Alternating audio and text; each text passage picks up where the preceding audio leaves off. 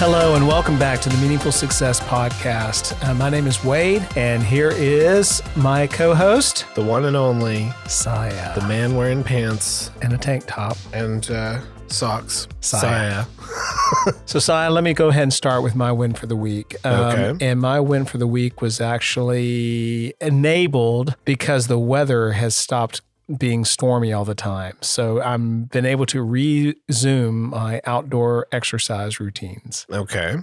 And that for me is a win. Going on runs and walks and Yeah, because, it's just not the same walking in place. In fact, it looks stupid too sometimes. Well, I wouldn't say stupid, definitely silly. Thank you. But I wouldn't say stupid. Thank you. You heard it there. I look silly when I walk in place. Yeah. Well, my win for this week is kind of tied in with the topic of today's episode. Is that allowed? No, but I'm going to do it anyway. Okay. What I wanted to talk about this week is something that I've been really processing for a little while after learning it in one of my writing groups. Okay. And it's basically just the idea that I am not the person that I want to be, but I'm learning how to become that person. So what that means is, and the reason this is the win will make sense in a moment, but basically my ultimate goal at this time is I want to be, successful published author that releases like several books a year. That's the big goal, right? Right. What I was doing for a while was I was holding myself to a standard that said, look at somebody, I talk about Brandon Sanderson a lot because but he's somebody like that. He's a very successful author that releases several books a year. And looking at him and looking at, okay, well, what does he do? What are his writing habits? How long a day does he spend? And how many days a week does he spend in order to hit that kind of output? Right.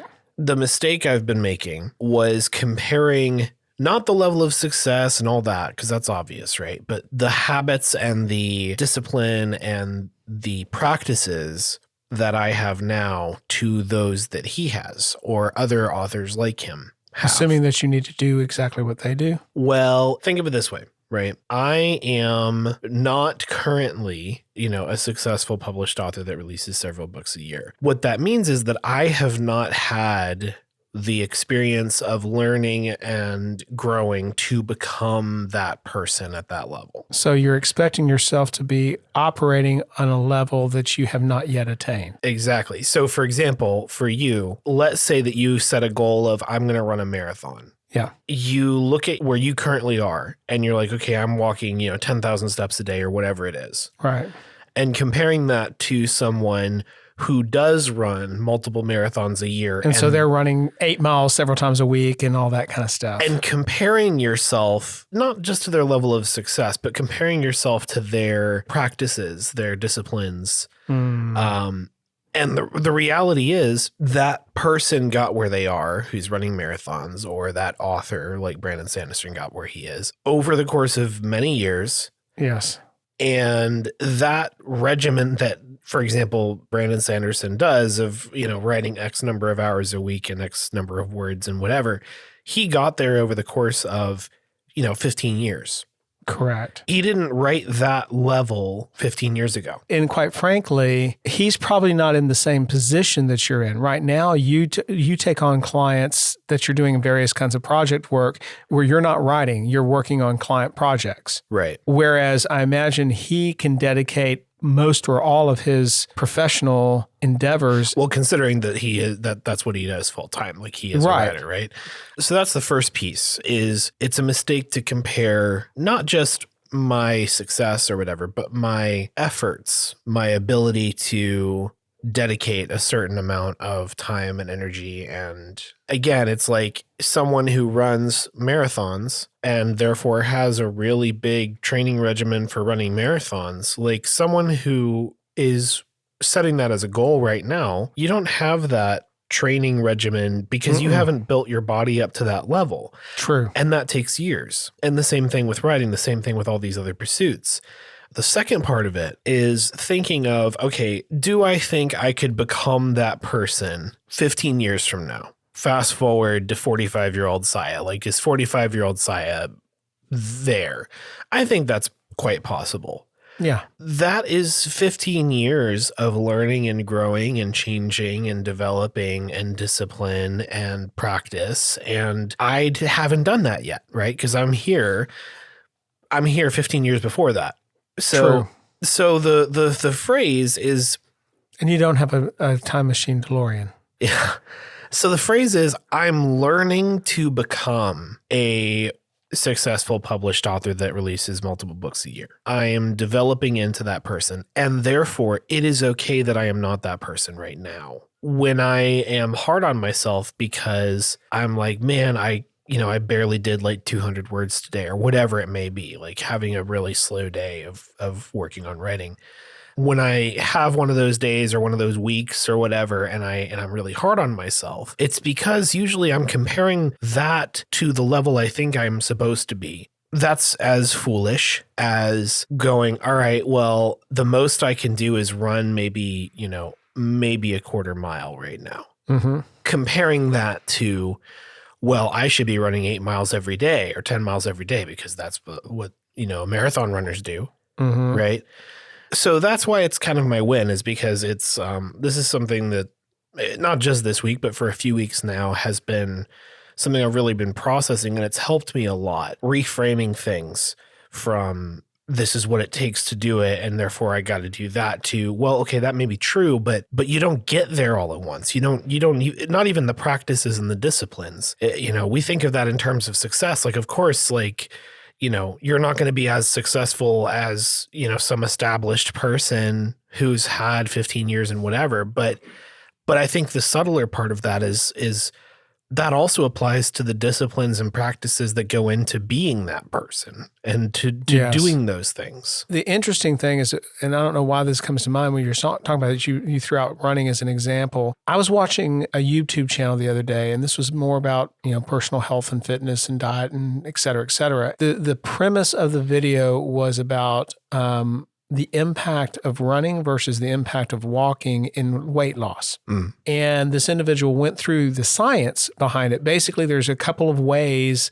that your body produces energy. Mm-hmm. And one of those ways is when your body is like in a state where you are heavily exerting, as he put it, huffing and puffing, doing the running, your body shifts from one mechanism of energy production to another one. Mm. And the interesting thing about that was you will actually lose more weight walking than you will running, because the source of energy, where your body seeks the energy to burn calories, it comes from a different source when you are exerting heavily versus when you're walking. Yeah.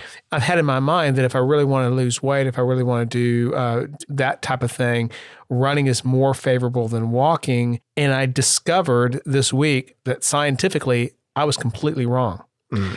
And so I could have been exerting myself at a harder extent to achieve a goal and not only wear myself out and risk injury, but I actually am working counterproductively. And when you talked about what you did, I kind of get the same picture. You could literally, in an effort to match someone else or to match some expectation, you could burn yourself out and actually not produce as good of a quality product or quite frankly, even as much, I guess, as that tortoise or hare thing. Yeah. So how are you going to take this and apply it in your daily life? Part of that is redefining what the goal is. When I was thinking of things in terms of matching those metrics, right? The goal was to meet those metrics. Okay. So the goal was, I want to get to the place, and I've been there. I've been there before. A couple of years ago, I was at a place where I was doing like 2,000 or 3,000 words a day. I've just not had that in me in a long, long time. I'll have a day here and there where maybe I'll hit 2,000 words. Right. But I just don't seem to have that same capacity that I used to. And that has been a real source of insecurity for a while. From a practical standpoint, 2,000 words, break that into, is that like 4 hours work, 8 hours work? I mean, what are you talking? I think at my peak, I was doing like 3,000 words in about 5 hours. Okay.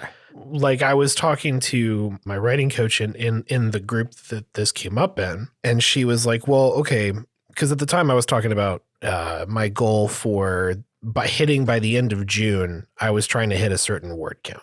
Yeah. And she was like, well, what does that accomplish? What does it accomplish to hit that word count at the end of June? And I'm like, well, that's what I'm estimating, it is to finish the first draft of this book. And she said, well, then it sounds like your goal is not to hit this many words. The goal is to finish the first draft of the book. So what if you just switch the goal and instead of thinking it as, okay, well, I got to hit this many words, just think of it as, okay, I'm trying to finish the first draft of this book by the end of June.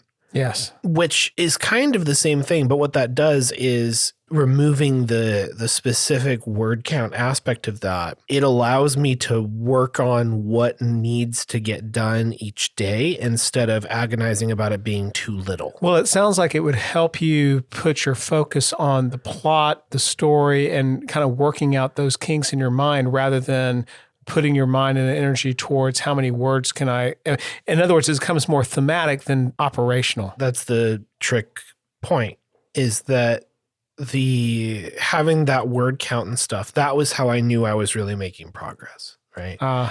In my mind, that was how I knew I was on the right track, was not because writing more words means something better is being written, but because it was a measurable thing that I could, check boxes or fill progress bars. Yes. And know I'm getting this much closer and I'm on track and I'm going to be on time and I'm going to, so removing that is a little intimidating in a way, but also it's very freeing because both of what you said and also because I one day, maybe 15 years from now, Siah, will be at that level of there is a discipline where it's this many words because I've got it figured out.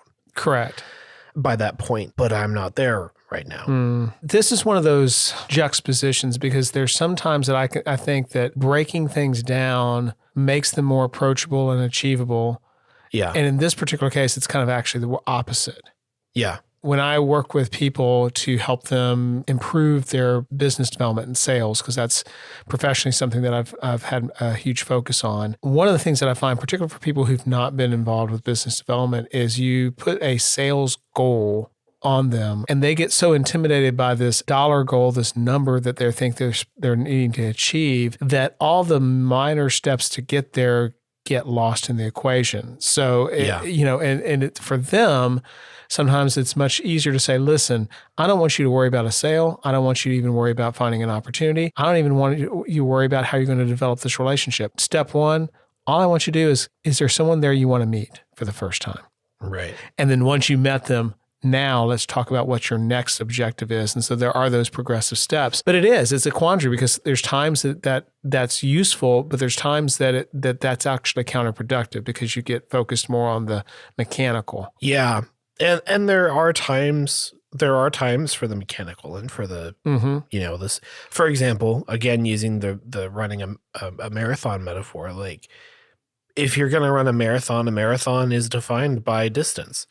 So you have to get to a point where you're running that distance in order to run a marathon, right? And that is that is a number you have to grow to, but that is a state of training and conditioning, etc., that you get to over time. Yes. And it is still foolish to compare your current regimen, your current fitness, your current whatever to the version of yourself or to the other person who is able to run that marathon. Well, and the interesting thing about a marathon, and I've never really seriously looked at doing that myself. I mean, I do kind of moderate distances, 3 to 5 miles. That's my kind of thing right now. But I've talked to some people who've did marathons. And if I'm remembering correctly, and I'm sure that those who do marathons on here will say, no, that's not right. But what I remember the conversation is that they actually don't, it's not like they go out there and they build up, okay, now I'm doing 5 miles, now I'm doing 10, now I'm doing 15. No, they actually kind of get to this working level, like an 8-mile run or something like that on a regular basis, or maybe a 10 or 12 or something like that. They don't go out there and run 15 miles and 18 miles and 21.6 miles or whatever, or 26.2, whatever it is. They're getting to a certain level of milestone that they can then jump off of when it comes time for an actual marathon and do it, because a marathon itself is very demanding on the body. So they're not going to, even in training, they're not going to go out there and run a marathon typically, I don't think, to train for a marathon, because that's going to wear them down. But they get to a certain level. And yet sometimes I think maybe we put ourselves in an expectation that we're, if we're thinking we're going to run a marathon, I got to get up to that 5, 10, 15, 20, 25, right. basis. And I mean, again, somebody who's run marathons, feel free to call in and tell us how it actually works, but that's at least what I understand. Yeah. So this is interesting. When you think about how that applies to other aspects of your life outside of riding, is there an implication there as well? Well, yeah. I mean, I know that, marathons, that's already kind of in the realm of fitness, but that's another area I've thought about this a lot is, at the beginning of the year, I set a goal of working out 200 times within 2023. Really, the goal is to become a person who, works out pretty much every day.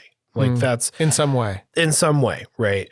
And has an actual routine of going to the gym or whatever it may be, 4 or 5 days a week kind of thing. Like that's the ultimate goal, right? But I am not there, not at all right now. Reframing and going, okay, I am learning to become a person who works out every day. I'm learning to become a person who is a successful published author that releases 3 books a year, right? Like framing it that way, it isn't a get out of jail free, letting yourself off the hook.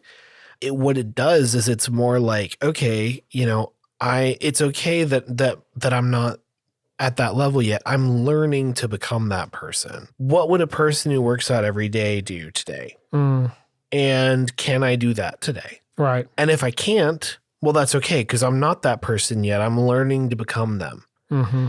But if I can, then, I'm learning to become that person, so I'm going to do it, right? Yeah. So it's I don't know, it's a kind of a subtle thing a little bit, but it's been really, really helpful. That's helpful. That's good. That's good. So with that, as we kind of think about this past week, what was Siah's weekly favorite? Oh, it's the weekly favorite. Sometimes the favorite is harder to figure out than the win.